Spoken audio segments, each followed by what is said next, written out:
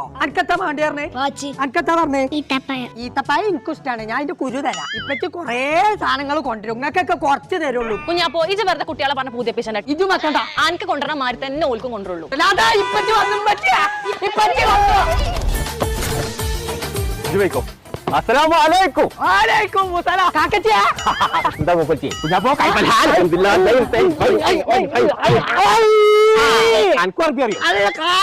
ശരി എത്ര സാധനം കൊടുത്തേ? ഞാനെന്ത് കൊടുത്തു? പാസ്പോർട്ട് കൊടുത്തു.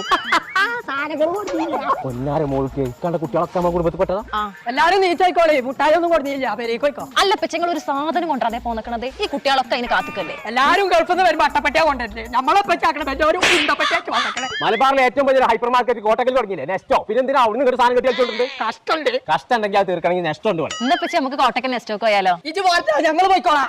ഞാൻ ഒന്നും നോക്കണ്ട, എല്ലാരും കയറിക്കോളി. സെദ്ദും